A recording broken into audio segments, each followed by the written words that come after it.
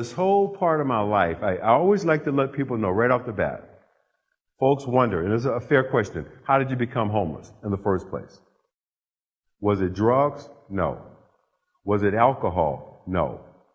There's something more lethal or just as lethal as both of them. It's called life. Life happens.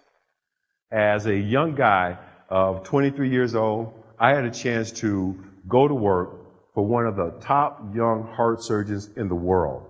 We had met while we were both in the military. I was a U.S. Navy hospital corpsman. Dr. Robert Ellis had been trained by two pioneers in cardiac surgery, Dr. Denton Cooley and Dr. Michael DeBakey at Texas Children's Hospital in Houston, Texas. So for me to have a chance to go to work for and to become the protege of someone of that caliber in science and medicine was huge. I was 23 years old, single, no children, had a chance to move to San Francisco. I took the job for $7,500 a year. Dr. Ellis and I worked together for 4 years. We co-authored and published numerous articles on the preservation of myocardial high-energy phosphates, work that I'm told is still significant today. About this time, I met, fell in love with, moved in with, and had a child with this beautiful woman who had just graduated from the University of California Dental School. Becoming a parent for me was the most important, precious, and loving thing I'd ever been a part of in my life. I was one of those little boys who grew up without a father.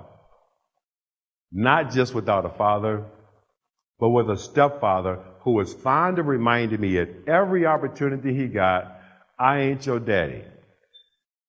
You ain't got no daddy.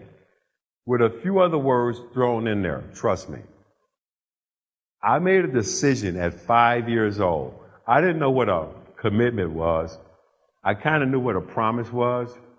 I promised myself at 5 years old, when I grow up and I become a man and I have children, my children are going to know who their father is. No one's ever going to be able to treat, talk to, or terrorize my children like this. I made myself that promise at 5. So 23 years later, at 28, I became a parent. So now it was time to walk the walk. And becoming a parent for me, it wasn't just some biological extension of the bloodline. There was a whole lot of stuff that came with that. I had worked my way up to the top of the food chain at the university. I'm now making $17,500 a year. My ex had not passed her boards. She couldn't practice dentistry. I'm the breadwinner. I had to forget about science and medicine. I had a family to take care of. I went into sales. I began selling scientific equipment down in the valley, 40 miles south of San Francisco. The computer industry was in its infancy, and I started selling scientific equipment. Big guys in that business made $80,000 a year. We had this one guy, I'll never forget him. His name was Ray Moss. He made $80,000 a year, and he used to walk like he was the NBC peacock, right? Just because he made 80 grand a year. And I remember thinking, man, I want to walk like that. One day, I was at one of my accounts, San Francisco General Hospital, where there's never any place to park.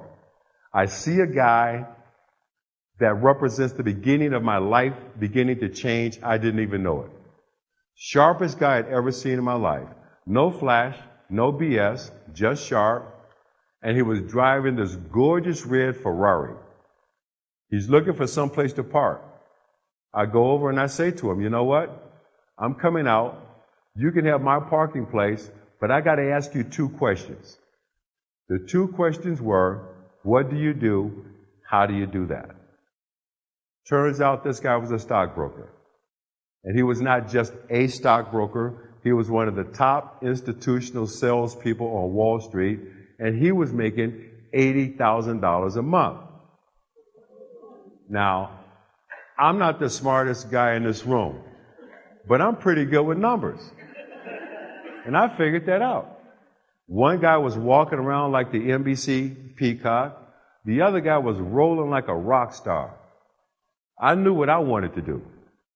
So I started spending a lot of time with this guy in his office in downtown San Francisco when I was supposed to be 40 miles away selling scientific equipment down in the valley. A couple of things happened. His firm did not offer a training program for young guys like me who wanted to be in the business. So he introduced me to friends of his who ran branch offices for companies like Merrill Lynch, Dean Witter, Payne Weber, Killer Peabody. E.F. Hutton was still in business. And I started interviewing. And I also started hearing the word no more than I ever heard in my life. No, no, no. The other thing that began to happen was I began to accumulate a serious amount of parking tickets. Double parking, illegal parking, late to feed a meter. I remember I heard a couple of other words from my ex. I think I remember them also. They were delusional and unrealistic. She had a point. Major Wall Street firms have begun to require an MBA just to get in their training program. I had never gone to college. Did not mean I wasn't smart. Didn't mean I wasn't bright. I just didn't have a college degree. I was the only applicant that could say I've co-authored and published numerous scientific articles in major scientific journals.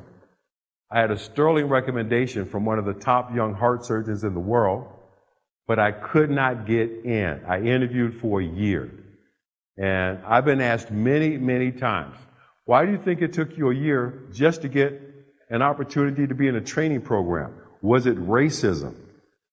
My answer is no, absolutely not. It was not racism. There's another ism called placism. Think about it. I had never gone to college, did not come from a politically connected family, had no money of my own to invest. Who's going to do business with you? That's placism. That could affect anybody in this room. But I kept coming back. And I kept coming back for one reason. My mother. I had one of those old-fashioned mothers who taught me, and I believed from the very beginning that I could do or be anything I wanted to do or be. I believed it. I made up my mind early, my first ambition in life, I wanted to be Miles Davis. Hey, she said anything I wanted to do or be, I wanted to be Miles. I studied trumpet for 9 years. I got pretty good at it. And understand me, I did not want to be a jazz artist. I did not want to be a jazz musician. I wanted to be Miles Davis. My mama had finally heard enough of this I'm going to be Miles Davis stuff. We sat down one day and we had what I will always remember as the talk. And she explains to me, she says, baby, you know what? You're pretty good with that thing, but you can't be Miles Davis. Ain't but one, and he got that job. And when your mama put it to you like that, you got to feel that. And I had to look at the facts. I mean, look, at 18 years old, Miles Davis was in New York City playing with Charlie Parker and John Coltrane. At the same age, I was playing with some boys named Pookie and Ray Ray.